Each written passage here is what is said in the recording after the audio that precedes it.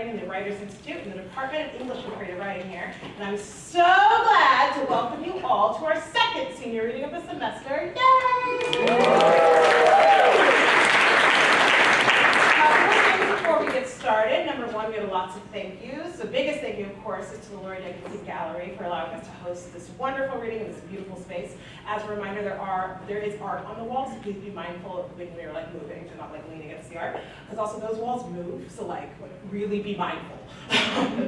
Number two, we have to thank IT and event management for helping us secure the chairs, and I want to give a special shout out to our museum interns, gallery interns, and literary arts interns who designed your beautiful bookmarks. Sorry, I'm trying to say postcard bookmark at the same time. Bookmarks, and also carried in those very heavy benches from outside so we could increase the seating inside. So we're very grateful for you all. We'll clap for that.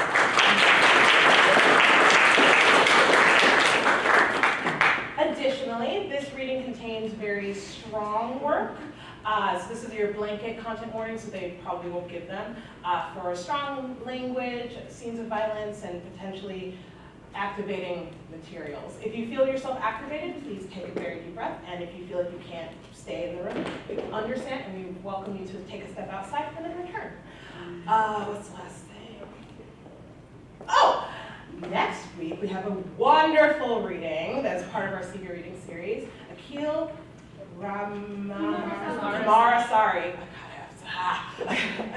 Waldstein is coming next Tuesday at 7 p.m. in Isaacs with a 4:15 Q&A also in Isaacs, so we hope to see many of you there too. And then our final event of the semester will be the final senior reading, which is on December 2nd, just the last week of classes, and you'll see the rest of my beautiful seniors up here doing awesome things. Oh, our last thing. This past week we had a student die on campus, and that hasn't happened in a while, and it's wrecked a lot of our students. So I think it's very important that we take a moment of silence for Jackson's children and their parents and their families.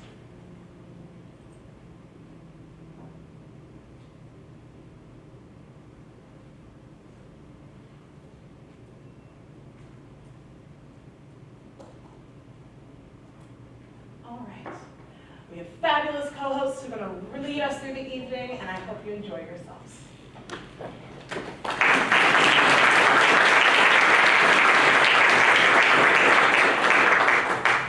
Hi everyone, I'm Dr. Pooja Bradshaw-Mittal, the professor of fiction here, and it's my pleasure to introduce the first reader for tonight, about whom Dr. Catherine Dent says, Kaed is a remarkable young writer and critic. His interest in research, his self-awareness, and his emotional sensitivity makes him a pleasure to have in workshop.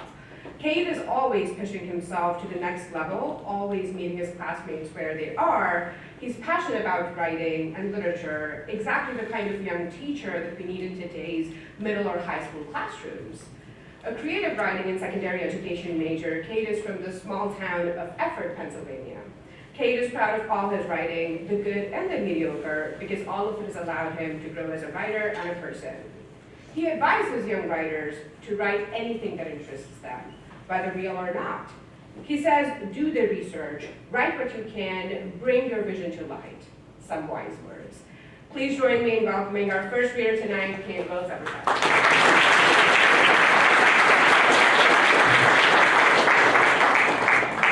Thank you both for your kind words. It is always an honor to be in your presence, just as it is much of an honor to be opening for tonight. So, as introduced, my name is Kaed Wills, and for tonight I'm going to be reading two pieces, a short story and a poem. My first piece is called Hurricane. Set in 1940s Oklahoma, it follows the 78-year-old Evelyn and her 80-year-old husband, Lyle, who is slowly passing away from cancer. Meanwhile, a tornado is brewing within the local countryside, and Evelyn must find a way to apologize for her wrongdoings in the relationship before it is too late. Hurricane has 3 different excerpts that I will be reading from tonight. This is the first one. Lyle's cancer was terminal, the doctor said. There was nothing they could do. These words ran on repeat in 78-year-old Evelyn's head as the old couple went home in silence, the fields of weeds around them shifting in the breeze as they drove. The brownish-yellow clouds hung over them. Past her horizon, the hazy sun descended into nightfall. Maybe she would wake up the next morning and everything would be fine. Lyle parked the car in their driveway. With a slow limp, he shuffled over to the passenger's door, opening it and taking Evelyn's hands. She stood up. Together, they walked through the front door and into their single-floor house. The two entered the foyer, sitting on the white bench beside the window. They took off their shoes and placed them in the closet. Evelyn stood up, walking down the hall into the kitchen. She stopped by the counter. "This place is a mess," she spoke. She turned to her 80-year-old husband. "Are you sure you dusted yesterday?" Lyle looked at her. She couldn't tell if he was frustrated or if he was sad, or both. "Of course I dusted, honey," he said through tired lips. "Anything for you." Evelyn sighed. She leaned over the counter, face in her hands. "Why? Just why? I told you years ago that those smokes were nothing but trouble. Why didn't you listen?" Lyle limped over to the living room, sitting down on the couch. He didn't respond. With another sigh, Evelyn turned to the sink. Glasses and white dishes stacked upon each other like bricks. Once upon a time, she could still see her reflection in the porcelain. Those days were long gone. She rubbed her hands together. With a sponge in hand, she counted the dishes as she cleaned them, soap covering her fingers before being rinsed away. She looked through the window above the faucet at the clouds hanging in the atmosphere. Thunder echoed like a pulsing heart. "I'm sorry," Lyle spoke. Evelyn shook her head. "No, it's fine here. I just want the best for you, you know that." "But do you?" Evelyn turned off the faucet and dried her hands. She turned to look at him. How she wished she could sit there with him, listen to his heartbeat. But despite how much she wanted it, she turned away, staring back out the window. She didn't know which moment would be the last. She wouldn't bear hearing it one final time. Silence hung in the air. And now to the second excerpt. The weather vane atop the house whistled. Wind chimes on the front porch blew. Evelyn held the woven basket against her side as she walked in short strokes across the grass, unclipping clothing from the line. She counted up with each piece she put in the basket. Shirt, pants, shirt, pants, shirt, shirt, shirt. She stopped, looking up. Dark clouds loomed over the house. Lightning flashed. Thunder echoed. It had been a day since Lyle's diagnosis. She had woken up early when the sky was so dark and the sun had not yet risen, hoping that everything would be fine. But she heard Lyle's slumbering breath at 5 in the morning and knew that there was nothing she could do. Pants, pants, pants, shirt, shirt, pants, shirt. Evelyn hoisted the basket into her arms, shifting to the grass and back to the front porch. One step after another, she made her way up the stairs. The weather vane atop the house whistled.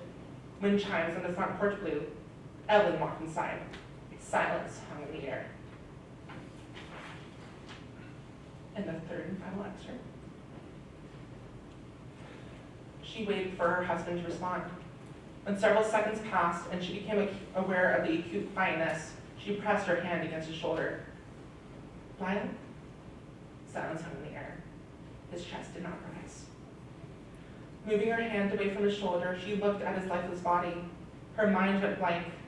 For several minutes, she sat still in the silence, brain overflowing with memories of her extended life. It took her a while to decide what to do next. "Wherever you go, I'll go," Evelyn whispered. She looked outside the bedroom window where the tornado continued to loom ever closer. She could see her reflection in the glass, her thin lips, her tired eyes. Right behind her, her husband laid under the covers, motionless, eyes closed. Evelyn looked at him through the reflection, then at the tornado, then at herself one last time. Huffing, she lay back down on the bed, next to her lifeless partner. Her gaze lingered on the white wrinkled ceiling. Somewhere up in the sky, the sun shone and gleamed like the ocean sea on a cloudless summer day. Several years ago, Lyle and her would have been wandering down the beach, enjoying the sunlight on their skin and the warmth between their hands. Now, the only warmth left were fleeting memories, unrooted by the storm. She turned her head and faced the window, watching the storm approach. If only it had been a hurricane. Maybe then she could have laid there a while longer.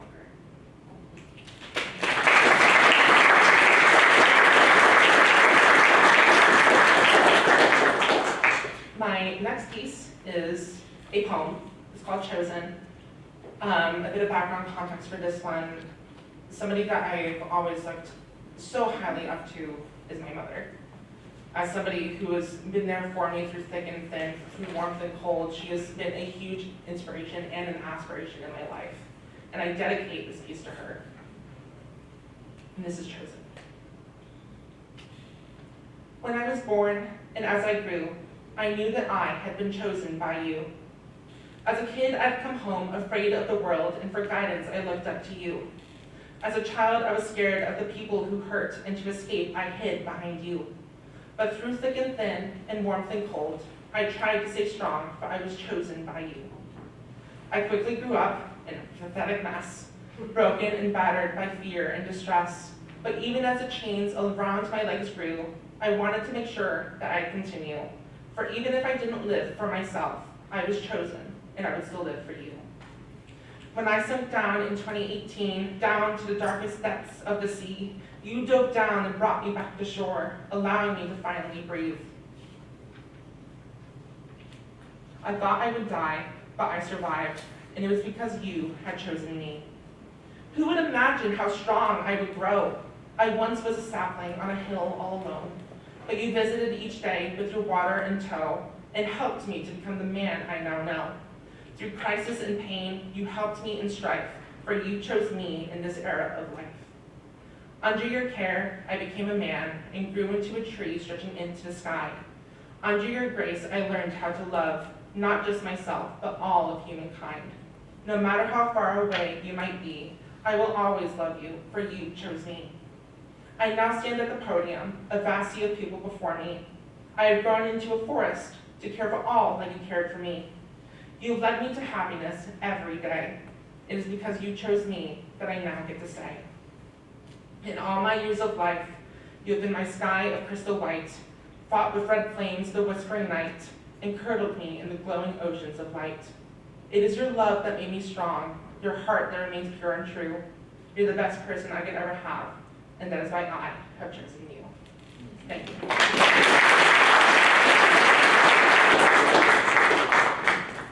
Good evening. I'm Catherine Zilbel-Dent. I teach fiction writing here as well, and I'm the director of the Writers Institute. And it is my honor to be introducing Kaeli Waldstein. Dr. Glenn Retief tells us, Kaeli is one of those students whose writing just blossomed brilliantly while in the creative writing program. In their mature work, they combine thoughtful research, grounded into palpable intellectual curiosity, with emotionally honest and vivid exploration of relationships. He continues, I will remember them as a music writer, someone able to make classical performance chime and echo on the page, end quote. A music major with a minor in creative writing from Bushkill, Pennsylvania, Kaeli is a classically trained mezzo-soprano who studies under David Steinow. They are also an avid clarinetist, vocalist, dancer, writer, and reader, and secretary of SU Dance Corps. Kaeli finds inspiration in the minute details of life and provides the following advice to younger writers. Keep going, no matter who or what tries to tell you otherwise. Please join me in welcoming Kaeli to the podium.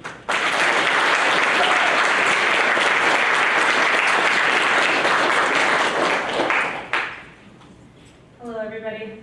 Thank you, Dr. Dent, for that wonderful introduction. As Dr. Dent mentioned, my name is Kaeli Waldstein, and tonight I will be reading 2 poems and an excerpt of a memoir. The first poem is called Cleopatra. Promised you I'd never forget the letters and the things you said. Don't know if I ever said it aloud, but thank you. One story you told, permanently ingrained, comes back every time the album plays. I'll listen to it for us both. I know you can't. Music has always been tied to people for me. This is your song. I'm sorry it's so devastating. Fitting for the ways I felt once I found out you left. Music will always be tied to people. Quote, and I left the footprints, the mud stained on the carpet, and it hardened like my heart did when you left town. End quote. Told you I'd never forget the story that went along with the album, and I don't break promises. Don't think you ruined it for me though. You made it better.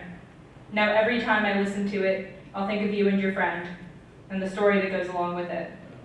No longer just an album, no longer just a song. forever tied to that memory of that devastating story of yours that I promised you to never forget.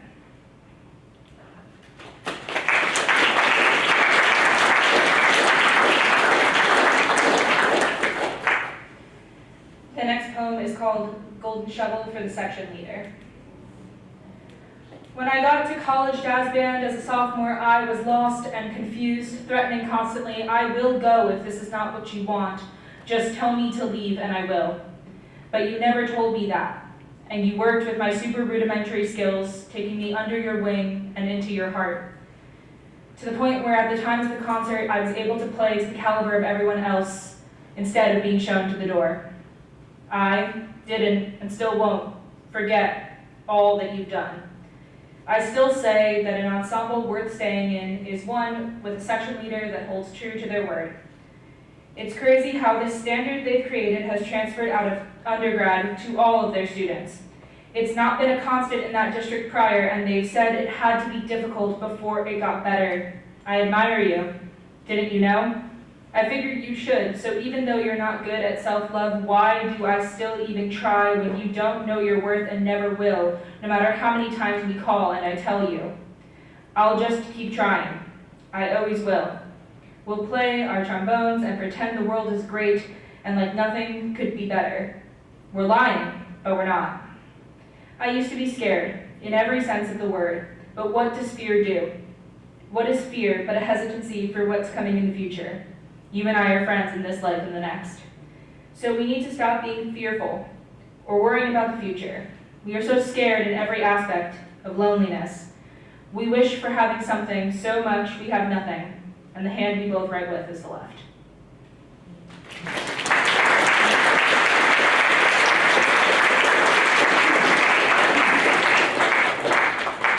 And my final piece tonight is an excerpt from my memoir, 5 to 1, a memoir of authentic cadence. The start of something new. All my life, I've been a certified choir kid. Trust me, I've heard all the stereotypes. I've been called all the names. I've been bullied, and unfortunately that's just how it is when you're an outgoing, passionate musician in a relatively small public high school. But that's not what's important here. What's important for me to tell you is that I never gave up. Choir has been my lifeline throughout my life. When nothing else has me, my 3 hours of choir music, perfectly compiled into a Spotify playlist, awaits my ears readily within the confines of my Spotify app. Whenever life gets tough, choir is my grounding wire. This seemingly simple activity has provided me with passion, mentorship, and support beyond belief. And that's why I'm studying choral music education. That's why I'm dedicating the rest of my life to being the person for my students that my mentors were for me, and creating an environment in my classroom that fosters passion, comforts with compassion, and radiates positive energy. This is not a sob story, but it is true. My relationship with choral activities hasn't always been smooth sailing. No matter what bumps have appeared in the road, I've always found my way back to choir. It's my safe place. The next excerpt is Audaccia Peraspera. To the stars through difficulties, look upward, move forward, leave all cares behind. Throughout all the musical season chaos of sophomore year, there was still choir and piano. I'm not quite sure if this was a good thing or not. One of the first pieces we had gotten in January was Audaccia, a brief piece with a harmonious piano part and stunning choral voicing. It was marvelous, but we knew we had work to do. We sat in the choir room, her at the keys, me to her left, a position we would grow to frequent. An aside, pianists will never have enough hands to do everything that they need to do. And there we stayed, pianist and page turner, different but yet relevant to all of our other duo titles, director and chorister, director and spotlight technician. This was more than either of our other duo missions. This one was more intense, raw, and vulnerable than anything I had ever experienced, with her or with anyone. She'd air her frustrations to me, and for the first few times we assumed these positions, she'd immediately follow our sessions with a chorus of apologies. She was sorry that she was frustrated, that I was the one that had to deal with the frustrated side of her, that she showed emotion to another human being, and how important it was to her that I could walk out of the room and change my mind at any point in time. This was the first time I gave her the look of disappointment. She'd grow to know this look well, and eventually she stopped apologizing. We were teacher and student, director and chorister, director and spot tech, pianist, and her trusty page turner. She'd eventually feel no shame in asking me to come to the choir room, stand to her left, and watch her play. We'd talk about the trouble spots, navigating them each in unique ways, but making it work. Through all the tears and yelling, we'd always make it work. Black ink on the page made to beautiful music in the end. It was magic. She was magic. We were magic. Unfortunately, our magic never met the stage. COVID ran rampant across the globe and took us out of school for what was supposed to be 2 weeks. The musical we had worked so hard to get ready for production was canceled 3 days before opening night. She was crushed, but didn't want to admit it to anyone. She had to remain strong amongst all the emotional teenagers, gut-wrenched that their show was canceled. We were out of school for the rest of that academic year. I remember our last pre-pandemic conversation like it happened yesterday. Our district mandated classroom cleaning, especially for the piano lab. I had walked through the music suite before my extracurricular activity and found her in the piano lab by herself. She saw me at the door and said, "Hey, what's up, kiddo?" in a tone that sounded super upset. I replied, knowing that if she'd reply a certain way, I'd drop my extracurricular activity to help her by saying, "Nothing much is up. What are you doing? Do you need help?" She'd reply in a defeated tone, "No. They're making me clean every inch of the piano lab by myself. No one is allowed to help me. I appreciate it though, kiddo." She always called me kiddo. And from then on, we were virtual. We communicated strictly by email, especially since I made the decision to transfer schools to a cyber charter for my junior year. In hindsight, it ended up being a really stupid decision, because my high school decided last minute to move to a hybrid model of education. I could have been in choir for half the week for my entire junior year, but instead I made a rash decision that cost me participation in choir for that entire academic year. We communicated often via email during this year of not seeing each other. It was hard, but we made it work. On National Teachers Appreciation Day, I made it a tradition to email the teachers that meant the most to me that year. There's one email among all our sappy exchanges that stands out, as throughout the whole year, she consistently reminded me, and herself, of the words to Ad Astra. The email reads, quote, "I believe in you because I know you are an amazing kid. If no one would have believed in me, I wouldn't be here to believe in you. Everyone carries their own baggage. We both have anxiety with certain tasks. However, it's how we move forward and not dwell on the past. Hence why Ad Astra means so much to me." End quote. Thank you.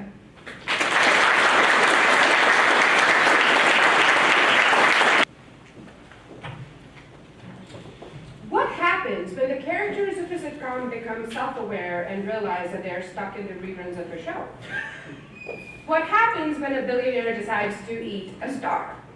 Our next reader's fiction might provide you answers to these absurd questions. Dr. Glenn Retief writes, "Kaeli is as hardworking as she's creatively gifted, a combination that will take her far.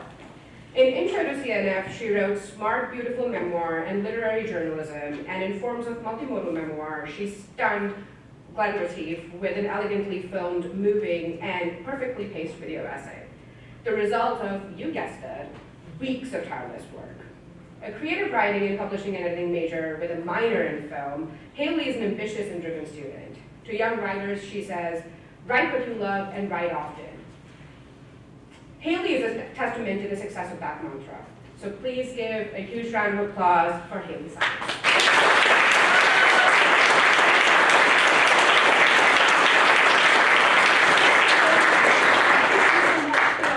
Introduction. I'm going to be reading 2 excerpts from short stories today, starting with one that I wrote for my advanced fiction class. After they watched the submarine descend back into the Pacific, Arthur and Grant sat across from each other in silence. They looked out at the vast ocean and the trash that littered its waters, then down at their small, yellow, inflatable boat, doomed to soon deflate and join its plastic brethren. They'd been left alone with the map covered in coffee stains, missing the corner with the compass entirely, 2 water bottles with complicated filters, and 18 cans of baked beans. There were no oars and no land in sight, just open water and floating piles of garbage.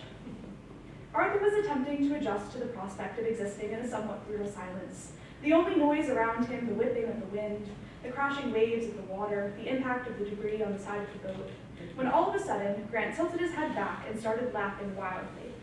"How'd that big speech work out for you, Arthur?" he asked. "You feeling extra righteous? You gonna sleep easy tonight?" "I was trying to help you," Arthur protested, crossing his arms and shifting his long legs awkwardly, trying to keep them in his tiny half of the boat. "Look where that got you. You think I shouldn't have said anything? That I should have just cast a vote like the rest of them?" "I was always going to be the one that ended out up here," Grant shrugged. "They wouldn't have sent you, though. At least, not till you stuck that foot in that big mouth of yours." Arthur cringed. Maybe it had been a mistake. They did exactly what they set out to do, and he wound up as collateral. So much for morality. He wasn't quite sure what compelled him to speak up in the first place. He was never one for activism or public speaking. He preferred to stay quiet. Grant did not. He laughed at his own jokes and told long stories. He chewed with his mouth open and scraped his fork against his plate. His footsteps would echo off the metal halls of the sub as he clomped through, and people would rush to act busy with something so they wouldn't get stuck talking to him. When Captain Nelson announced that he and his wife Molly would be having a son, everyone knew that there was a boat on the horizon and that Grant would be the one to go. The sub had reached capacity last spring, after the Ryans had their son. The first boat was supposed to be the easy one. Grant was older, he'd been on the sub for years now, and he didn't pull his weight. Most of the time, he was causing some sort of chaos, pulling pranks or starting rumors. People had wanted him out for a while. Now, they had a reason. Arthur didn't really know Grant. They lived at opposite ends of the sub, worked on different jobs, and on the occasion that their paths did cross, Arthur found himself looking for any excuse to remove himself from the situation. Grant was a little insufferable, but he was a person, same as the rest of them, and these were good, reasonable people. Surely Arthur could help them see the error in their system, that there was enough space for everyone, and stop the vote altogether. "You're not at all happy someone stood up for you?" Arthur asked. "I didn't ask you for some grand gesture," Grant said. "Besides, if everybody down there thought life would be better off without me, why the hell would I want to be stuck with them?"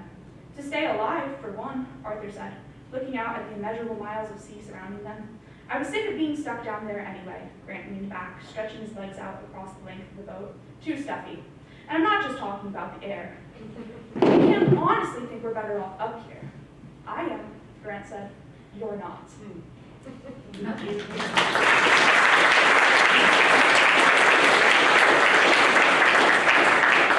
And then this next excerpt is from a short story that I wrote in my intro to fiction class. It was approximately 9 o'clock in the morning, at the peak of the breakfast rush, when matters shifted ever so slightly and Dan materialized inside an empty booth. He was spread out across the length of the bench, his feet sticking out slightly into the walkway, his head propped up against the window where the cool glass startled him awake. His breath had caused a faint fog to rise, clouding his view of the bustling street outside as his eyes focused for the first time. Then he sat up, swinging his feet underneath the table and springing to a normal position like one of those balloon punching bags. He took a deep breath, he was breathing, that was good, and examined his hands uncertainly, trying to determine exactly what he'd become. The truth was evident, and quite frankly, horrific. He was human. "Can I get you anything?" the waitress asked. He turned his head sharply to face her. Water, please," Dan said, struggling with the way the syllables fell off of his tongue. His tongue. That was new. He'd never had a tongue before. He'd had a voice, sure, but never a tongue. He shifted his jaw around, adjusting to the newfound feeling. The waitress stared at him blankly as she watched the strange man move the muscles in his face for the first time. He raised his cheeks and lowered his eyebrows to squint, then opened his eyes as wide as he could. He moved his pupils from side to side. He twitched his nose up and down, and "I'll be right back," the waitress said, returning Dan's attention to her as she backed away from the table. He realized that he must seem crazy. Maybe he was crazy. After all, just moments ago, he had been minding his own business, floating around space without a care in the world, and then poof, he was here. He made up his mind to give the poor girl a good tip when all was said and done, but quickly remembered that he didn't have any money. He slid across the edge of the booth slowly. His head hurt like hell, or perhaps this was just how heads felt. He wasn't sure. A child who walks for the first time normally has months of practice, standing up and crawling and bouncing about before they take their first real steps. Dan had no such practice, and thus, when he stood, his knees wobbled and he had to grab onto the edge of the booth to keep from falling face first onto the checkered tile of the floor. This method did not work, and led to him collapsing in the cramped aisle, waitresses stepping over him to carry trays to their tables. After a while of lying on the ground rather pathetically, Dan managed to get to his feet. From there, he took smaller steps, inching towards the double doors that led to the city outside. He yanked the handle, but the door wouldn't budge. For a moment, he wondered if he just had weak arms. Then, ultimately decided to pull again, much stronger this time. It didn't move. "It's a push, hon," the waitress called out. Dan pushed on the door, and sure enough, it swung open. The embarrassed feeling that accompanied this realization was unwelcome, but followed him as he exited the diner. Outside, there were plenty of people moving and chatting on the sidewalk, but Dan ignored them, walking straight out ahead into the road, where he was promptly hit by a truck passing by.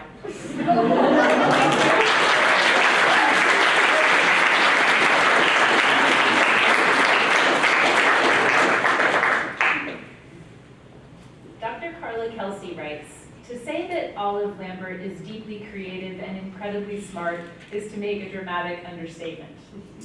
Olive," she continues, "is the kind of writer and human upon whom nothing is lost, who learns from everything and yet manages to be gracious and generous to others." Olive grew up in nearby Enola, Pennsylvania, and is a creative writing major with 3 minors in psychology, English, and honors.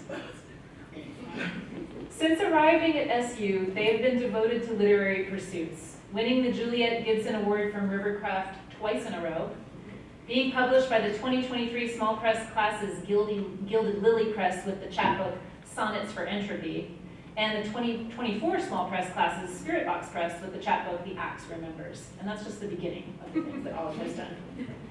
Olive's current independent study, working on a novel with Professor Emeritus Gary Fink, has garnered Dr. Fink's enthusiasm and praise for Olive's talent and hard work. I join Dr. Kelsey, Dr. Fink, and the rest of the Writers Institute community in looking forward to reading Olive's innovative and brilliant work in the years to come.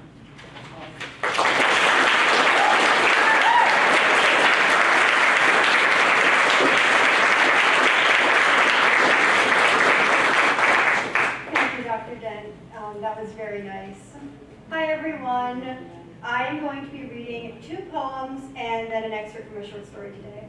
So first I have 2 poems that are from my intermediate poetry chapbook, which was titled Etymology at the End of the World. They are both dictionary poems, so they are formatted like a dictionary entry. The first one is titled Abomination.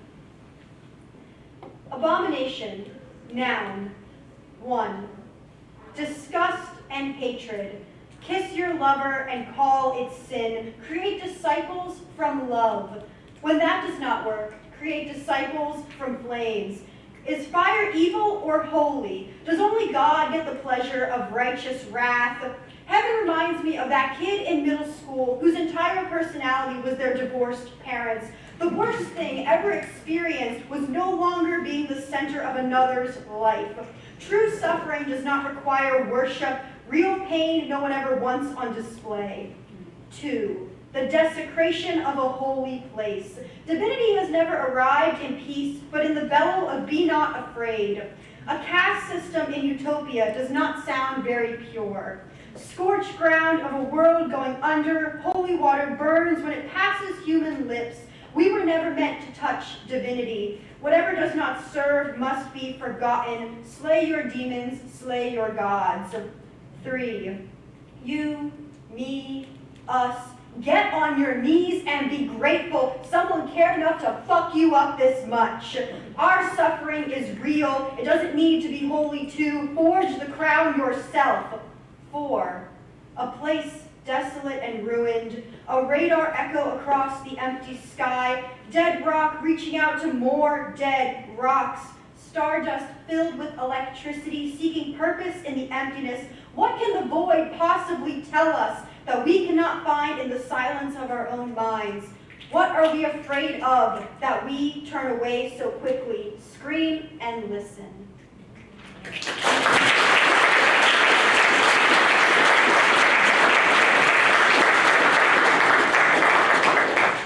And my second poem is titled Incendiary. Incendiary, noun, 1. Designer of fires, the arsonist who burns down your house, the boy in the back of the class beginning every statement with, "Allow me to play devil's advocate."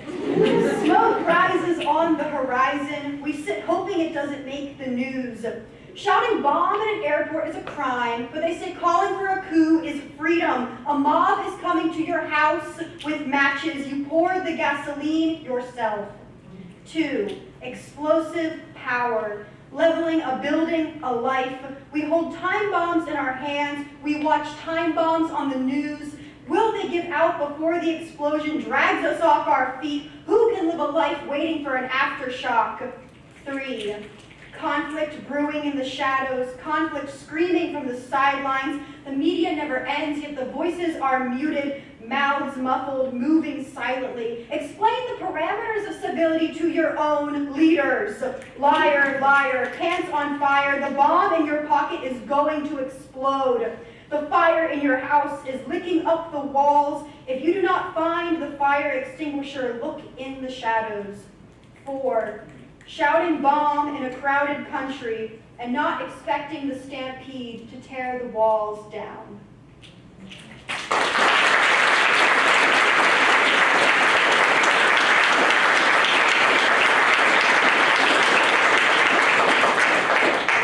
And I'm going to end with an excerpt from my short fiction piece titled When the Sky Glows, Don't Panic. This was written for my intro to fiction class with Dr. Dent and was a winner of the Julia Gibson Prize from Rivercraft. Rule number 3, when the sky glows, don't panic. The store has been empty for hours when the boss man appears from the back rooms. You're flipping through a magazine you selected off the shelves when the stench of salt and seagull shit hits you. Your boss is dripping water everywhere as he stumbles to the soda machine and fills a large cup with Mountain Dew. This thing needs to dispense beer, he grumbles, chugging his drink. Wouldn't that be bordering on unethical? A rest stop giving out alcohol, you ask, flipping to a full-page ad for sunscreen. Where have you been? Hell if I know, he shrugs. He finishes the drink and hits the dispenser again. Stupid doors. We need to put signs. Hey, why is this orange? The machine doesn't like you. Your boss stares at his new orange drink and shrugs. That's just the sort of day I'm having, boy. Then he leaves, squeaking in his sodden shoes back down the hall. Outside the window, the green sky glistens. Your boss must not be very smart if he's walking through unknown doors when the sky begins to glow. Rule number 4, the display knives will change places when you go to the bathroom. Let them, they know better than you. You come back from your break and see the blue and red knives are continuing their battle for ownership of the bottom left corner of the display case. The black and gray ones came to a truce last week on the middle. The rest of the collection is left to scramble for whichever spaces remain available. The leopard print knife is inching closer to the battling blue and red. This may end ugly. You turn the neon open sign back on. Within the 15 minutes you were gone, the vacant building across the road has been demolished. Funny, you didn't hear any equipment. Now the space it once stood is just a vacant lot with a lone brick wall left behind, a bush or two determinedly rising from the ashes. Life is funny that way. It comes back even when no one wants it to. The store's own neon sign is mounted crookedly on the remaining wall, still blinking. The electrical cord flutters in the breeze, but the sign blinks on like a heartbeat. O-P-E-N. There is a car sitting at your gas station, idling with a windshield swamped in dirt. No driver can be seen, just the gnats smacking off the windows. You bend down to fix your shoelace, and when you stand, the car is gone. You wish them a safe journey and go back to the register. In the background, the blue and red knives switch places. Rule number 10, when the sky glows, please don't panic. The sky is a lovely fluorescent green today, and you are watching it as you clean the windows. Your boss is smoking behind the counter and reading Playboy, his shotgun resting in his lap. You know, he says, you've been here longer than any worker I've ever had. I would be useless anywhere else, you say. I know this place. He snorts, then coughs. Those cigarettes are going to kill him one day. We're all useless. Ever think about that? I mean, really think about it? No. It's just, he sighs, the universe is so big and we are so small. We're dust on a rock inside a vacuum, yeah? What purpose do we have in the grand scheme of all existence? What is a human compared to a nebula? You let the washcloth sink into the soapy water. Well, the human is a lot smaller. I'm serious, boy. He sounds serious, too. He hasn't flipped that Playboy page for an entire minute. I am to the universe what a gnat is to me.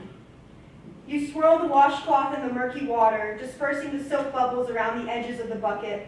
Not a single one will make a difference in the overpowering filth of the water, but together they at least make the water more bearable to smell. It's less about why we're here, and more about the fact we're here at all, you say. What? You carry the bucket back to the kitchen, pouring the water and bubbles alike down the drain. We're all going to the same place when we die, but we all get to have a different journey there. That's the fun of it, how we get there. Your boss puts out his cigarette on his arm. He's still watching you, scrutinizing with those beady little eyes. So you seriously think there's some meaning to it all, boy? You shrug. I get to help others on their own journeys, and right now that's enough. The fluorescent sky illuminates the windows, green light seeping across the checkerboard floor. Your boss stands, tossing his magazine in the trash. You know what? There's some doors I've been meaning to walk through. You take up your post at the register. I'll be here when you get back. Have a good journey, sir. You have a good journey too, kid. Thank you.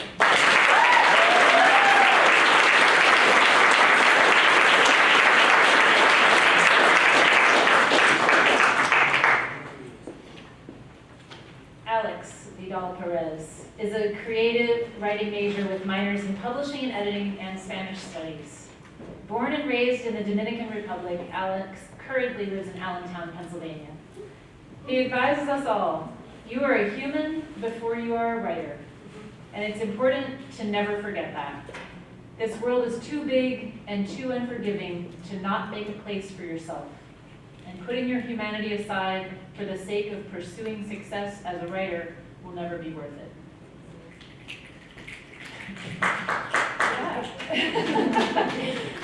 Dr. Carla Kelsey writes, Alex is not only brilliant and a delight, but also fearless. A philosophical poet who is not afraid to grapple with some of the most difficult problems of being human, Alex extends imagery and energy through the roots of a tree, the petals of a flower, through the barrel of a gun, and out into the universe. End quote. Personally, I've been talking with Alex about pursuing his interest in translation, and I've had the pleasure of watching Alex perform on stage at the Black Student Union Showcase, Creative Writing Day, the Summer Writers Workshop, and elsewhere. His work is unforgettable, so you're in for a treat.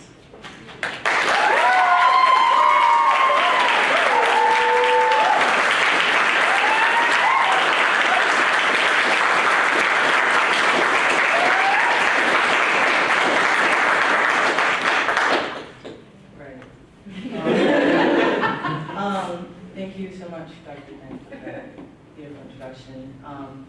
I would just like to very quickly also give thanks to my parents and my friends, especially to my mom, who I love very, very much. And I would also like to give thanks to myself for pushing through a lot, because I feel like we don't give thanks to ourselves enough for the things we survive in this life. Anyway, first I'm going to read a flash creative nonfiction piece titled I'm Growing Older, which is something I wrote this summer that I have been reminiscing for the past year, especially after turning 21. And next I'll read 3 poems for you, which only demand that you listen and think critically about things we have written off as normal for far too long. I'm growing older. A few years ago, I used to dread growing old. The thought of imagining myself within my own body as it formed wrinkles around the curvatures of my limbs scared me because I have always known myself to be young, flexible, and expressive. But more so than wishing to stay young forever, I wished to die before I reached the age of 40. This is not to say that I had suicidal tendencies at that point, but rather I was afraid of growing older and forgetting what it is that made youth such a beautiful and pivotal part of my existence. I didn't want to forget what it feels like to stay up late on a school night, talking to my friends on the phone, to make ashes out of my eyes by reading countless chapters of my favorite book, to run away from home, if only briefly, not to escape from it, but rather to discover a new world and in turn discover myself. Another aspect I noticed about the elders around me is that they have forgotten what it was like to fight against injustices that plague our society. Because even though they grow older, those problems stay put in existence as the generations come and go. Some people grow old and forget what it is they were fighting for. Calls for change becomes, that's how life works, you need to toughen up, it is what it is. And though I feel rage when met with those responses, I also feel saddened because I can't imagine how many years of trials and tribulations it took them to become tired and wounded. Compliance and acceptance being their only remedy, because what else are you to do when it seems that the only thing changing is you? After Trump was inaugurated, some of my friends and I were worried about the school environment after the fact.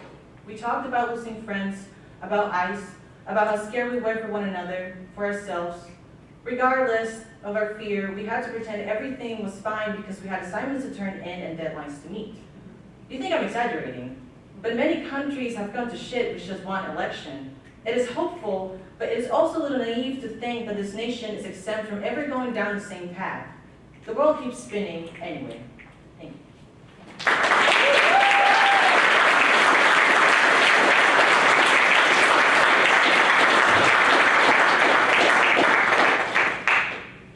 The next poem is called On This Day. On this day, the veil has been lifted and two things remain true. One, there's an orange stain on our white floor and we must keep scrubbing because it is stubborn and damn it does it stain.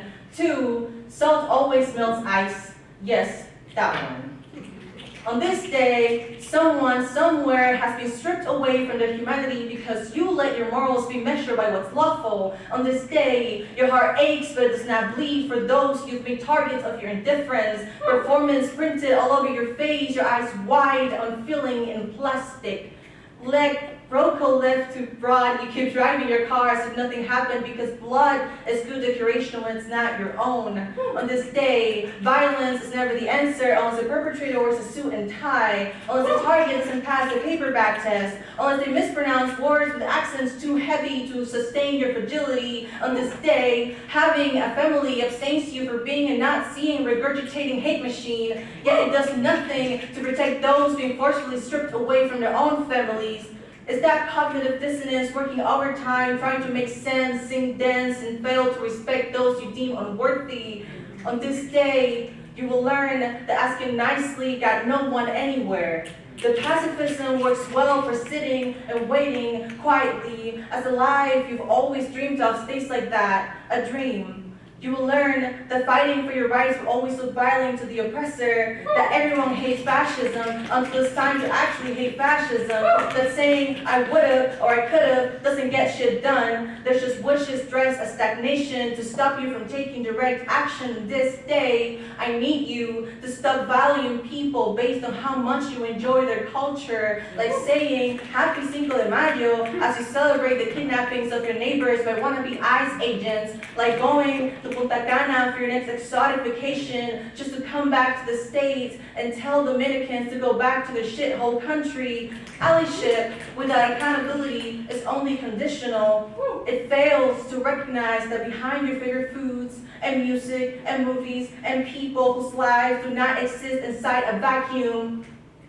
On this day, you are not to be made comfortable, you are to listen. You will no longer play bingo with the lives of the marginalized to see which one gets lucky. I am tired of writing eulogies for my people because I'm scared that if I don't, someone else will misconstruct their faces until they look like criminals.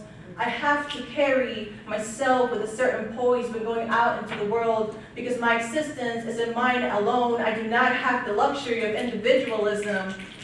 On this day, two things remain true. One, there's an orange stain on the whitest seat of the house. We must scrub because it is stubborn. Two, ice is always melted by salt. Yes, that one.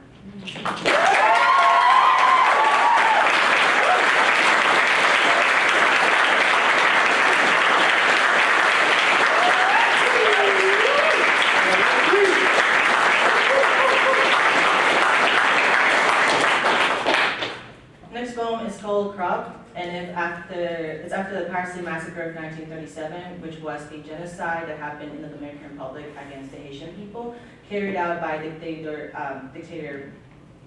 Rafael Menendez Trujillo back in the day.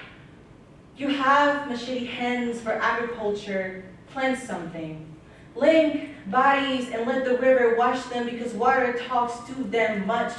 Use machete hands to cut cotton heads, cut limbs and tongues with a mouthful of parsley. Ask the bodies to stand in a straight line, machete ready as a ruler for execution, kicking up unholy dust. Southern hospitality creates bobbing bodies, limbless, tongueless, call it cleansing, call it fixing our people, call it blanqueamiento. Big General calls for the execution of our siblings across the border, calls them animals, unclean, blames them for the darkening of our skins as it strips them away from theirs. Swallowing parsley means accepting death and means condemnation for the damned. Thank you.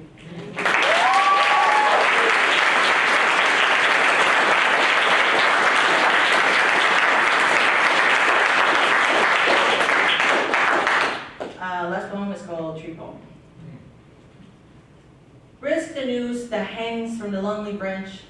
Think of the body they said wasn't touched by turmoil. Ask the leaves if they saw remnants of planned hands on the body, left to rot out of sight, only to fall when ripe strange fruit. Risk the lives of all the Emmets till there's no more left to spare, till the black of their pupils matches the black of their bodies. Risk the Emmets by sending them to school, to church, to their uncle's house, to down the street, to hang out with their friends, to their own bed, to their own bed, to their own bed. Risk pushing an agenda when you say that black people don't just hang themselves from trees, that lynching was not a federal crime until 2022, that hanging bodies were a thing before Halloween.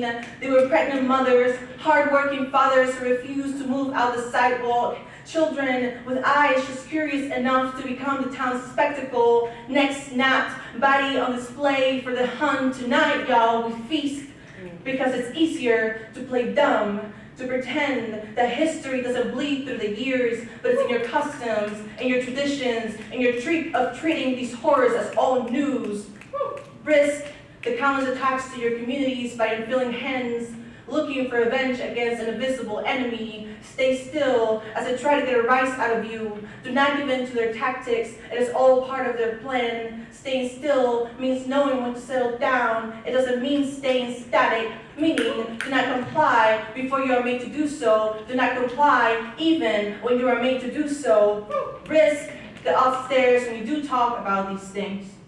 The sightings of onlookers questioning the see-through line of your morals, dumbfounded. Moments just like these, in rooms just like this one, where risk becomes conviction, becomes accountability, becomes a defiance of ignorance.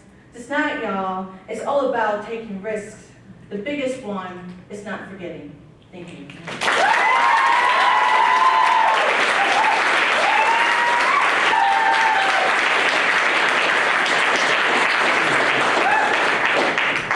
Ice is melted by salt. Yes, that. So good. Inspired by the writer George Saunders and his literary lineage, our last reader for tonight writes fiction like no other can. He shows a kind of courage on the paper that I personally, in many years of teaching and writing and even more years of reading, have never encountered. I think Dr. Catherine Dunn agrees with me as she writes, Jake has a unique and uncompromising voice. His sense of humor tempers and balances his empathetic and royal portrayals of the human condition. She continues, in Jake's fiction, we might be laughing at a violent chimpanzee who loves apple pie, but we know we are actually involved with a family struggling. In another story, Jake might give us a missing pet and dysfunctional roommates, but he's grappling with deep issues of toxic relationships. This sentiment of courage also echoes in the advice Jake gives to young writers. They say, read everything with an open mind and don't be afraid to explore any topic within your writing. A creative writing major and Spanish studies minor, Jake is a fiction writer, a playwright, a director, and much more. It's with my utmost pleasure that I give you all Jake Kolasa.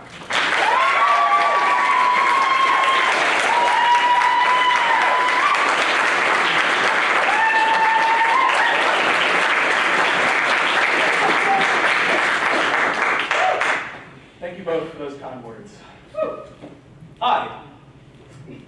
This story is called The Cat's Ass.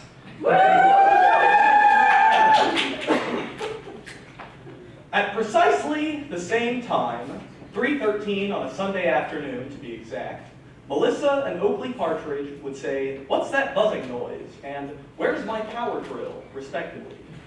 Melissa, married to Oakley for 10 years, fast walked into the family's garage where she saw Oakley bent over, digging through his massive pile of power tools, wood planks, and scrap metal. An opened beer rested on his work table. "Honey," said Melissa, "do you hear that noise coming from outside? I'm getting a little freaked out." Yeah, I don't know. So, not looking at his wife. I'm looking for my power drill right now, so you just give me a sec, that'd be great. "It's weird," said Melissa. "It's this loud buzz that keeps starting and stopping, and it's high-pitched, like a piece of machinery or something." In an instant, Oakley ceased his search for the drill. "Buzzing," said Oakley. He stood up with a blank expression on his face, his breath quickening with droplets of sweat running down his balding forehead. He pawed at his belt for his keychain. It was missing. "Where's Willie?" Melissa's eyes widened before the couple heard the noise begin again, coming from a distance behind their house. In unison, they both began to run to the back door. As he bounced in between the frame of the garage doorway, Oakley recalled a conversation he had the weekend before with his 7-year-old son, Willie. They were both in the garage as Oakley showed Willie the different tools that were used for carpentry and metalworking. One tool in particular caught Willie's attention, Oakley's top-of-the-line power drill. Willie hoisted it up with both of his hands in awe of the device. "What's this one do, Daddy?" asked Willie as he pressed the button on the handle, causing the drill bit to spin at an extreme speed. Hey, easy, big guy," said Willie as he wrestled the drill out of Willie's stubby hands. He turned it off and set it down on the work table. "Careful with that one. You could slice your little fingers right off." "Yeah, but what's it do?" asked Willie once more. "Well, it's a power drill," said Oakley. "You use it to, drill holes in things. Let me find you a tool that's more your speed." Willie watched his father walk to the other side of the room before picking up the drill off of the work table. He moved slowly, trying not to make a sound. He then saw a large piece of ballistic gel in the shape of a human torso and head. Oakley was a firearms enthusiast. Willie crept over to the gel, his head peeking over his shoulder to make sure his father was distracted. He then raised his arms as high as they could go, turned on the drill, and stabbed it into the gel as hard as he could. It went an inch deep into the faux human's forehead before getting stuck. The gel then began to tighten and wrap around the drill bit, which fruitlessly fought to get unstuck and continue shredding. The gel then wrapped tight enough so that the drill bit stopped turning. The stretched out gel folded into what looked like lines running from the forehead to the drill bit. It was sphincter-like. Upon seeing this, Willie began to laugh uncontrollably, stumbling back and forth, causing the drill to pull at the gel from different angles. He then heard his father yell and grab onto him by the belly, which only made him laugh harder. "What the hell are you doing?" said Oakley. He pulled the drill from Willie's hands, and as he removed it from the ballistic gel, it made a long squishing noise. Willie fell onto his butt laughing.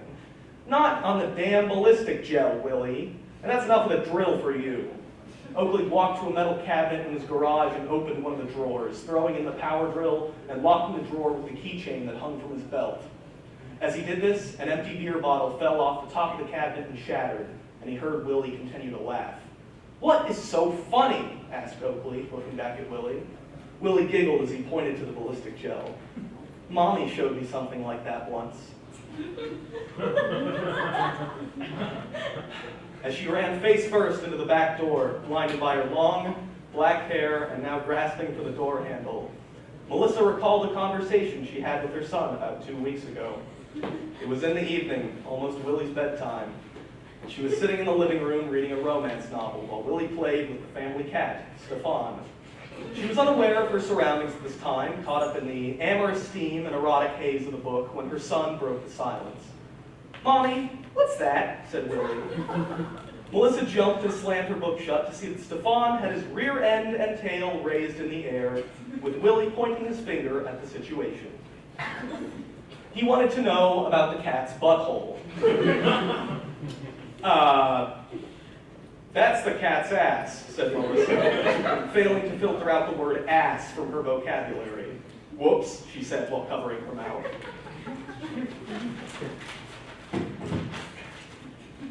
Willie let out a chuckle and saw Stefan's behind remain in the raised position.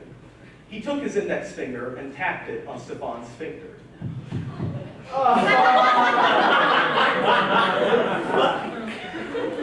Stefan gave a disapproving look. Seeing this, Melissa could not help but to break into laughter. Willie saw his mom laughing and began to laugh himself. If Mom's laughing, that must have been really funny, thought Willie. He wanted to see if he could make her laugh even harder, and had an idea. Willie stood up, grabbed Stefan's back, and stuck his finger directly into Stefan's butthole, as far as it could go. Stefan immediately began to twitch and jitter uncontrollably as he screamed and warbled for Willie to stop. Melissa's expression turned to one of seriousness as she shot up from her chair and grabbed Willie, pulling him away from the cat. As his finger came loose, Melissa heard a short, sharp, squelching noise, similar to a piece of watermelon being crushed between one's fingers. Stefan ran away and turned back once to hiss at Willie, who had broken into loud, hysterical cackles. "Willie, please don't do that," said Melissa. Willie wiped tears from his eyes and said, "But it was funny, wasn't it?" "No, it wasn't, actually," said Melissa. "Oh, God, let's wash your hands." "You thought it was funny, Mom." "No, I really didn't. Isn't it past your bedtime?"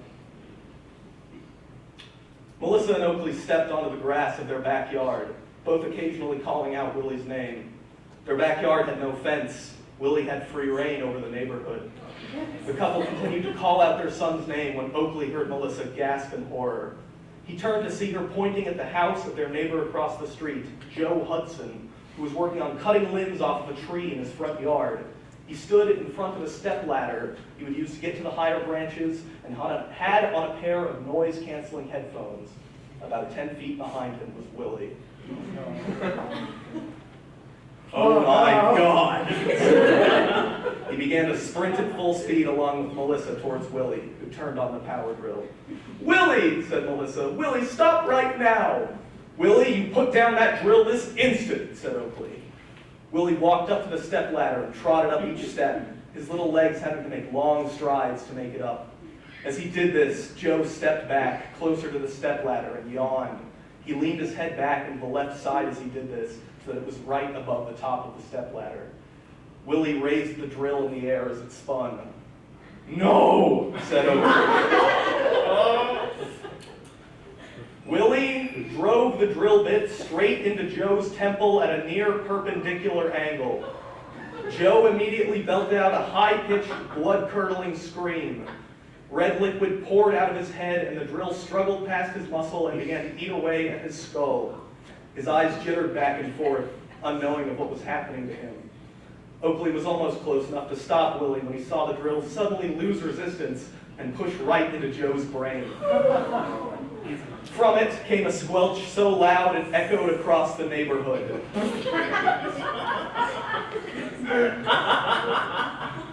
Oakley heard it and remembered the ballistic gel. Melissa heard the noise and was reminded of something familiar. At times, she would work with raw chicken or a pot of pasta in the kitchen. Or maybe it was the sound of walking in puddles with a pair of rubber boots. Or perhaps it was Stefan's butthole. They both watched as Joe gargled and spasmed before falling to the ground. Willie lost grip of the drill, and it fell with Joe as Oakley grabbed him from the top of the stepladder. Joe lay face down in the dirt, occasionally twitching as his brain was wrapped around the drill bit. Oakley held Willie in his hands, breathing rapidly. "Why would you do that, you little shit?" Willie was laughing the hardest he had ever laughed in his entire life. Tears ran down his cheeks and he almost began to choke. He tried to speak but failed. Oakley's eyes bulged out of his head and his teeth clenched. "Huh? What's so funny?" Willie wiped his cheeks and calmed himself down. He pointed to the hole in Joe's head, his brain wrapped around the drill bit in folded lines just like the ballistic gel. Mom, Willie said. The cat's ass. Thank you, good night.